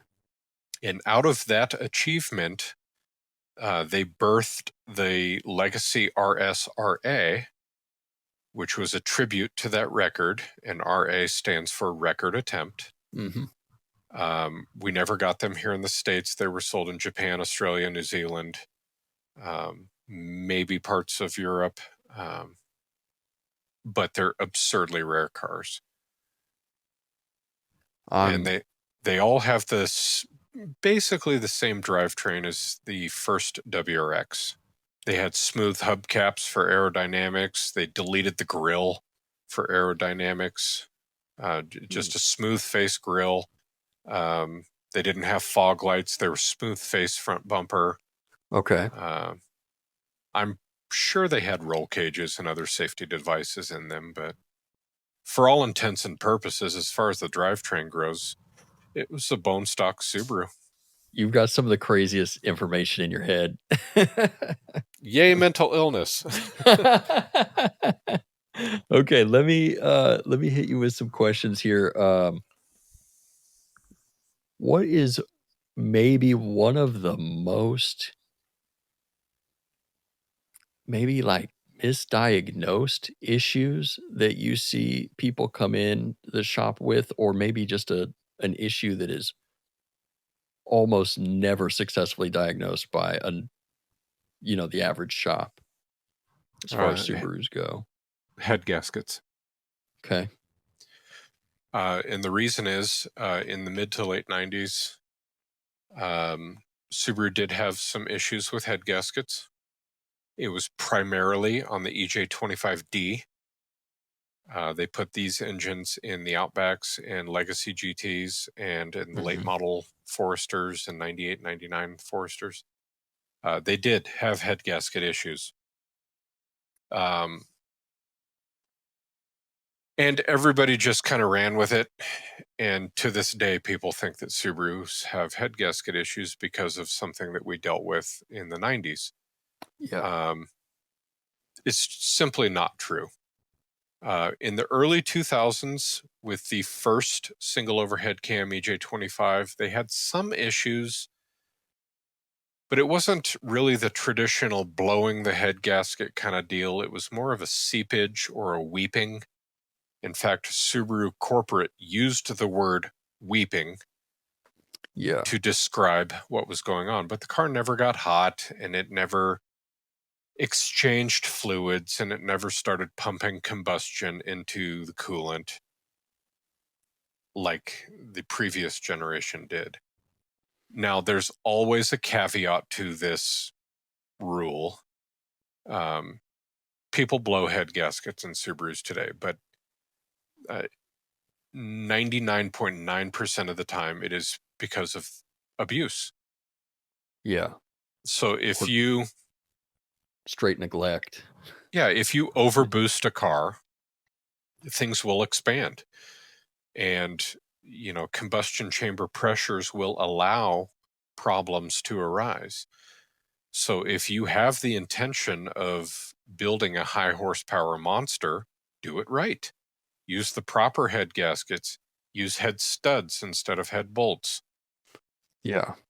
And know, and I tell people this that are building race cars or having me build race cars or whatever, find a goal number. If you want 500 horsepower, fine, we can do that. But we have to do X, Y, and Z. If you want 300 horsepower, fine, that's easy. We have to do X, Y, and Z. If you do things right, we don't have issues. Yeah. But where you start to cut corners, either because you're lazy or financially inadequate, then you start to run into issues where reliability comes an issue. But ultimately, at the end of the day, that's not Subaru's fault. That's yours. Oh, And absolutely. and Yeah. we also have a lot of people, because the cars are so reliable, that want to go 80 or 100,000 miles between coolant flushes, or want to go 10,000 miles between an oil change. And Absolutely. I don't care what the dealership tells you. Oil is not designed to live that long in this particular application. It just isn't. I'm so glad you said that, because that was a question I had for you, was maintenance intervals and kind of your thoughts on where that's all going. It seems crazy to me to go past even 5,000 miles on an oil change. It does to me also, because I care about my cars, and I recommend 4,000 or 5,000 miles to my clients. That being said, Subaru's recommended service intervals for differential fluid changes, transmission fluid changes, things of that nature, you have to understand, as a corporation, they are recommending the worst case scenario because they have to Okay. cover their ass. Yeah. So I get clients once or twice a week that want me to flush the transmission of a newer Forester with a CVT. And I tell them, no, we're going to look at the fluid first. Then I will make some recommendations based on what the fluid looks like. Okay. If it looks like it's clean, then I don't change the fluid, and I'm losing money as a shop. Yeah. But I'm also establishing trust, which ultimately in the long run is better for us as a business. If it looks burnt and it's gray or black or has metal shavings in it, yeah, let's do it. It doesn't matter what the mileage is. If it needs to be done, let's do it. Yeah. But my mother's car has 110,000 miles on it. It's a 2015 Outback. I've done the diff fluids in that car once, and based on Subaru's recommendations, it's coming up on its fourth differential fluid change. It doesn't need to be done. She's a 60-something-year-old lady that commutes to work and to go see her grandkids and whatever. She's not driving the car aggressively. She's not towing. She's not in a particularly hot climate. So we can extend the lifespan of that fluid to a point much longer than what Subaru recommends. But they, as a corporation, have to recommend the worst case scenario. So when they say 30,000 miles for a differential fluid change, that's an STI that has been beaten like a redheaded stepchild and has seen a number of track days. And, maybe your 16-year-old kid is doing stoplight to stoplight racing in it. Okay, yeah, that kind of stuff is going to see a lot more breakdown over time than a grocery getter is. Is there anything regarding like a severe duty schedule that they have? I would say Or that the dealer recommended service intervals is a severe duty, no kidding. Okay. because again, they have to cover their ass. Okay. Because if they don't, as a large corporation, and it doesn't matter if it's Subaru or Toyota or Ford or whoever, they don't want class action lawsuits because parts have failed prematurely. Yeah. So if they over-recommend a fluid change, if they over-recommend wheel bearings or transmission services or whatever, they're covering their ass. Yeah, that makes sense. In the real world, the way that you and I use a daily driver, we'll be able to double or triple the lifespan of that fluid easily. Now, Yeah. engine oil is a little bit different. It doesn't cost a whole lot, and it does get extremely dirty regardless of the circumstances. Even if it's just sitting in there, it's collecting And hydrogen. a lot of it has to do with the fact that what we think we're buying at the gas station is not really gasoline, but A bunch of ethanol. water, unicorn semen, who knows what's in there, but It's pretty insulting. yeah, and I tell clients almost every day, if you use a high quality oil and a high quality filter, this car will last generationally. It will be something that you can easily pass on to grandchildren. And I thoroughly believe that. And I've put that to the test personally. My mother, like I said, she bought a 15 Outback brand new, and she drives the pee out of that thing. I love that. And we just make sure that she's got a quality fluid. When I go to visit, I'll do spark plugs and filters for her and make sure everything's up to date. But other than fluid changes, she hasn't done a damn thing to that car other than tires and windshield wipers. And there's not a lot of vehicles that are currently existing on the market that you can say that about. Oh, not at all.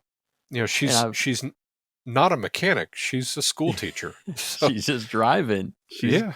She's living her best life as a consumer in the automotive scene, not having to think about working on anything, just driving the thing. Yeah. That's kind of really the only issue that we've had with it is it had some carbon buildup in the intake manifold that we cleaned out and sent her on her way. But, she lives in California, so she's getting the worst gas on the planet. And, for things to be dirtier inside of there does not surprise me at all. Everybody that owns a newer Subaru that's taking them off road, they're going to heat the piss out of the thing inevitably, unless they're very cautious or they have a scan gauge and they're watching temps. Yep. Do you have any thoughts for people on how they should approach off-roading in a Subaru that is equipped with a CVT?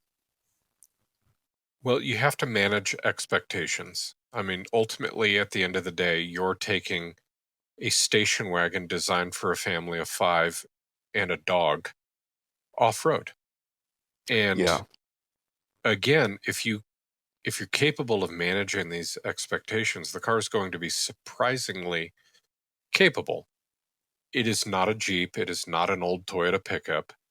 It is not a Unimog, whatever. It is a vehicle that is stepping out of its comfort zone and doing very well. Yeah. Now, I have a lot of clients locally that really, really push the limitations of what these cars are capable of. And I tell them probably the first thing we need to do is increase your cooling capacity for the transmission. And the way that we accomplish that is by adding a dedicated cooler to the transmission so that it is not using the radiator as a cooler. That helps out a lot. Do you completely bypass the I do. tanks on the radiator? Okay. I've done both. So on my personal car, the Impreza that was lifted 5.5 inches, whatever, I did both. Yeah. So I added a cooler in line with the cooler that Subaru designed in the radiator. Yeah. And it was nice because I added 1.5 quart, maybe 2 quarts of fluid to the system. and I added an enormous amount of surface area of cooling capacity to the car. Yeah. I just did one 2 weeks ago, bypassed the system completely. And we put a very nice Cetrab or Cetrag. It's a German company. We put a big old cooler on in front of the radiator, so that it's getting maximum airflow. Bypass the radiator completely. His average temps dropped 25 degrees. That's crazy. So, in his case, he's off-roading it. He's towing a small trailer. So, we did what we could, but I told him, utilize the X mode of the car and be careful. And again, manage expectations. The car will exceed most of your expectations.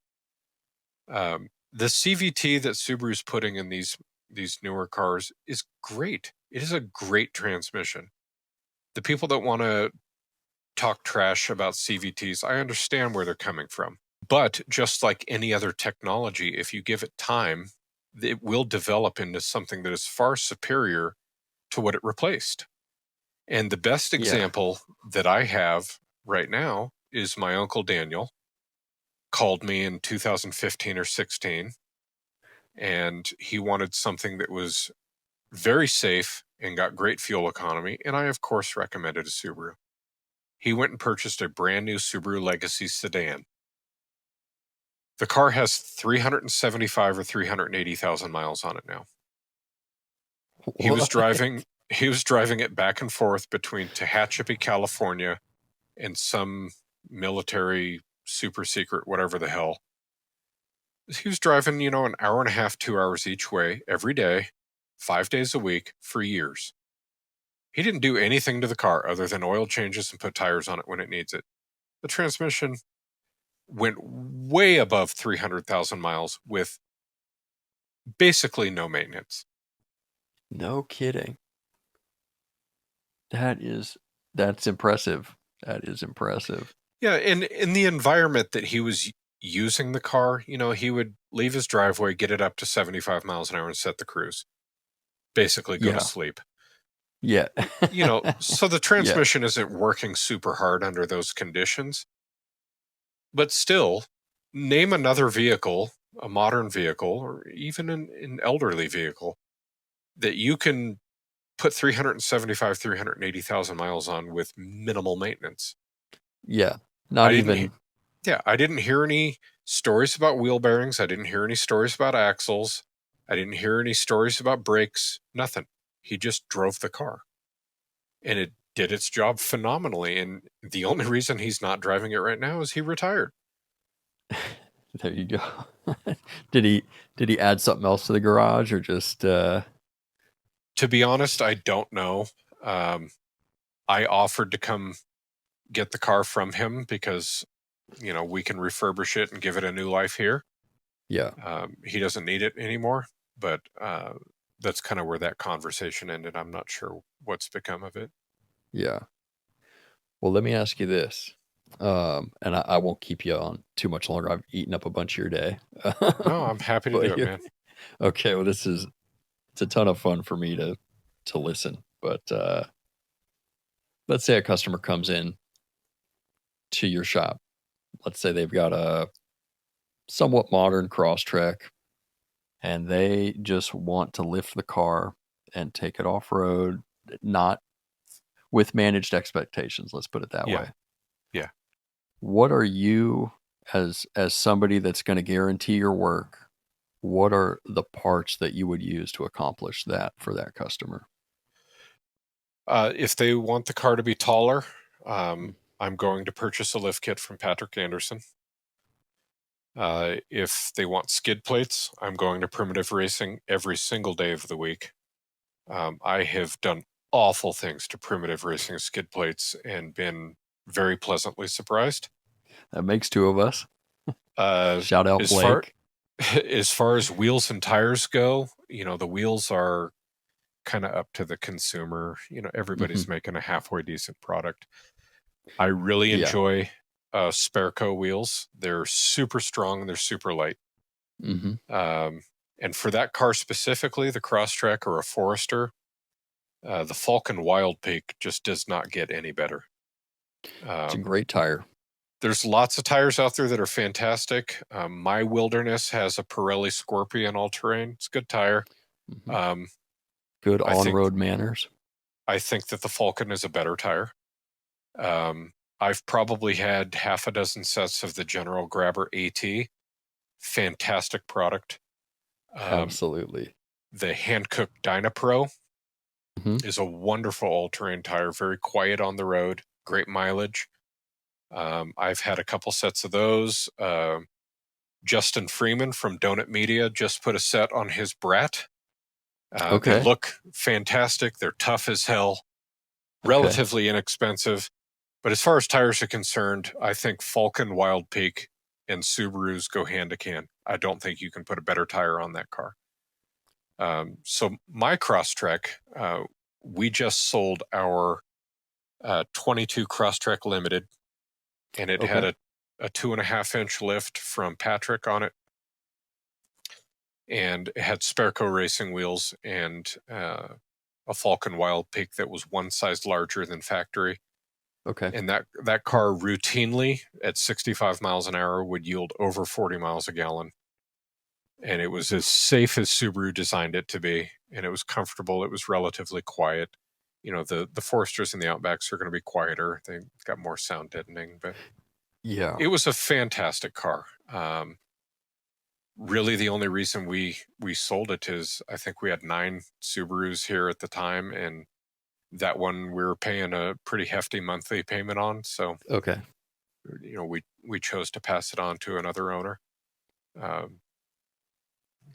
But yeah, that would be my recommendation is, you know, get yourself a little bit of ground clearance there. I've already got a ton. And get yourself some good skid plates so that you can afford to be an inexperienced driver off-road. Yes. And get yourself a tire that is tough enough to do what you need to be doing. And for 99% of off-roading that Subarus do, that's the package you need. If you need to go any further, you know, their traction management system is easily the best in the industry, but it does have its shortcomings. It was not designed for rock crawling and stuff like that. So, you can put a torque locker in the back of them. I've put torque lockers in 3 of my personal cars at this point. I got one. I love it. It's a game changer. It is really a game changer. They're a phenomenal product. Yeah. I mean, if your wife doesn't complain too much about the sounds that they make in the parking lots at the grocery stores, I mean, they're phenomenal products. But even that being said, the first one that I bought, I put into an 89 Legacy. And we daily drove it for 3.5, almost 4 years. And when we moved from Montana down here to Arizona, my wife drove it down here. And, you know, we were doing 75 miles an hour with a locking diff in the back, no complaints, no overheating, no issues. They make a great product. In my opinion, the best mechanical locker on the market. Well, it's really good bang for the buck. You know, back in the day, if you wanted a lunchbox locker in the Toyota pickups that my brothers and I were four-wheeling, you know, Aussie locker was a great product. And the Torque Masters locker looks very similar to an Aussie locker, but it's refined. It looks like it's been refined. Yeah. Oh, well, that's great. I didn't know that. The Torque locker, it's essentially like a spacerless design. In my opinion, they ratchet so much smoother. Well, you know, the world that I come from, I had Detroit lockers in stuff when I was a young man. And when those things would shift and reseat, it would change lanes. Boom. Yeah. And if you were on a wet surface, you needed to go change your pants when you're done. Yeah. But, you know, I probably put 30, maybe 40,000 miles on the torque locker that was in our 89. And No complaints. I knew what to expect, and my wife didn't complain about it. We were using the car for a very specific purpose, and it was a great car. I miss it. I wish I hadn't have sold that one, but it was getting near the end of its lifespan. Yeah, those torque lockers. I mean, you can pull it out of one car and put it in another one, and it'll go another Oh, I did. 150. I mean, I did. okay. Yeah. Yeah. When we Oh man. sold the 89 Legacy, Okay. I just happened to go to the junkyard like 2 or 3 months after I sold it, and the poor guy was there. And it had been in a pretty serious accident by whoever bought it from me. I pulled the locker out of it and put it in my Impreza. Full circle, dude. Oh, yeah. I know you got to make money. Everybody's got to make money, and I think that's the way to go. But if people are anywhere near you, again, I wish I was closer to you guys, because there's some stuff, because I don't have anybody like you guys anywhere out here, not even Yeah. close. We do a couple things different. And I lay it on me, dude. I pride myself on being as different as I can manage to be. The first and foremost thing is I give you options.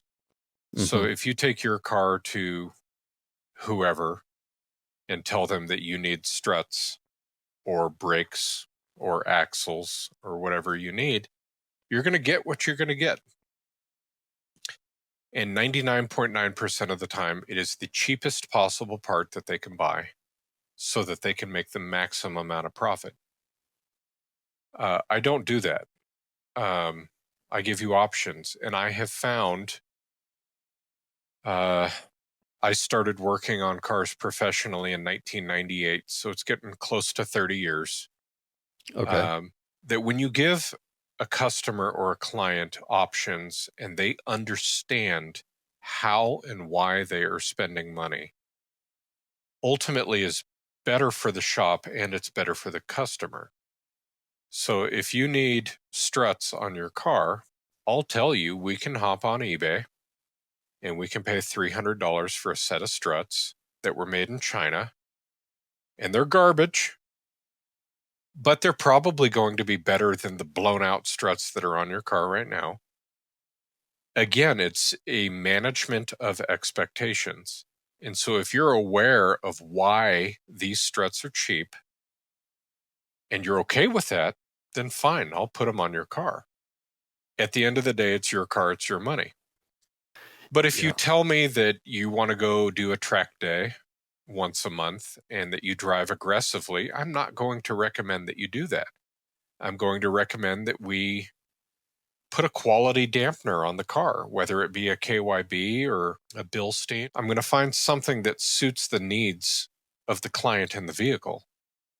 If you tell me that it's something that you want to last forever and warranties are important to you and spending business or spending money locally with local business is important, then I'm going to go to Napa Auto Parts and I'm going to get a quality set of KYBs that is going to come with a great warranty from a locally owned and operated business, and you're going to get a great product. I do not do cookie cutter repairs. I suit and tailor every single repair to the client and the vehicle. And sometimes it costs me a lot of money to do that. Sometimes it's cheaper for me to do that. No matter what the cost is, my clients leave happy because they know what they're paying for. And I can't tell you how many times when I worked in other shops or when I've worked at dealerships or when I worked for Subaru corporate, I would hear people complain that they got an invoice at the end of the day and they had no idea what the hell they just bought. That's not good.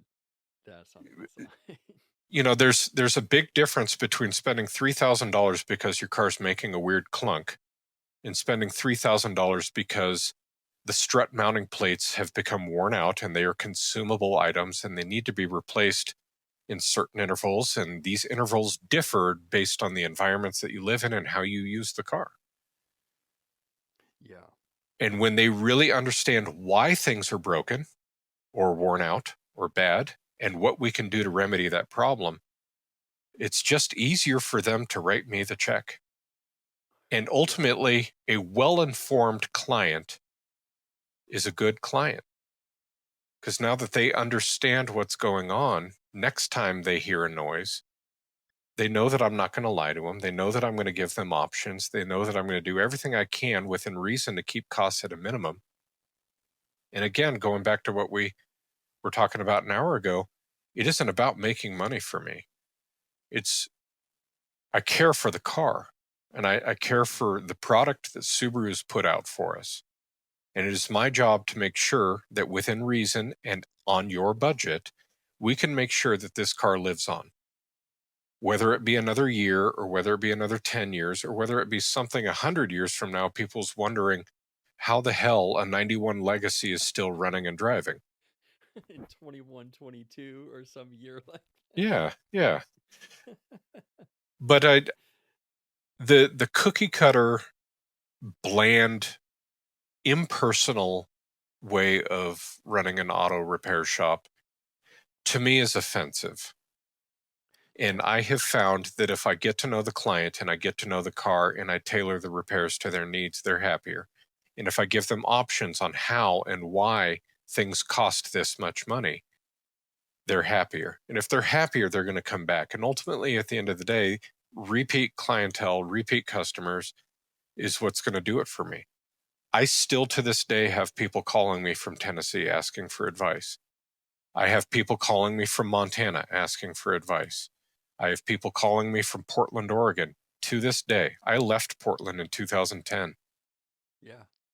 So I think that I'm doing things right. Yeah. I'm not making as much money as I'd like to be making. I'm not making as much money as my competitors. But when I go home and take my boots off and relax, I sleep well. And I can look at myself in the mirror and I know that I'm doing what's right for our community. It makes me want to move to Prescott, dude. Well, there's room. Yeah, I was just up there. I think I was there 3 months ago. Super hot in Phoenix. It was like 116 on average. Yeah, it I doesn't do that escaped. here. Yeah, I escaped up to Prescott for a couple days. I was like, this is more like it. Yeah. Well, Well, a lot of people don't realize that it is very easy to be at 7,000 foot elevation in Arizona. yeah, very easy. It's Our office is at 5,420 feet. yeah. And they just assume that everything is Phoenix or Tucson, and Yeah. that could not be further from the truth.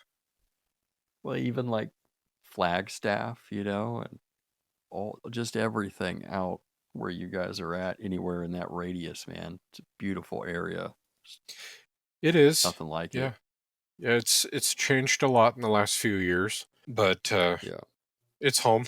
Yeah, the cookie cutter thing that you were talking about, can't remember if it's a 2011 or 2012. I think it's a 2011 manual, 6-speed manual Outback.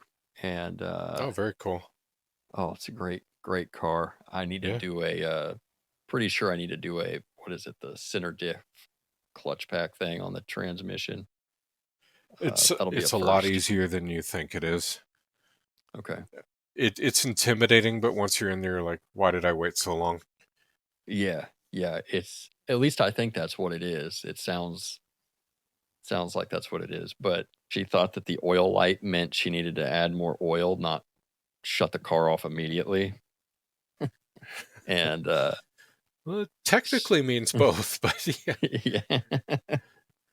Well, the Subaru dealership she took it to was just like, she took it there previously and they said like, you just need a new engine. This was before the oil light went off. So this cookie cutter thing, man. They're just like, you need a new engine. I finally dug into the front end, after the oil light went off, and I was like, this is not good. I was like, bring it over.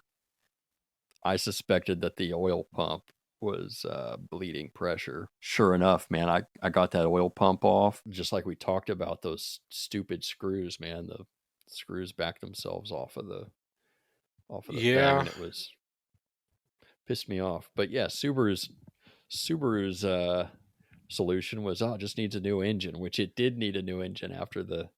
Well, if that problem had been caught early enough, it would have been a pretty inexpensive repair. I often wonder if Subaru's incredible reliability isn't the cause of the neglect.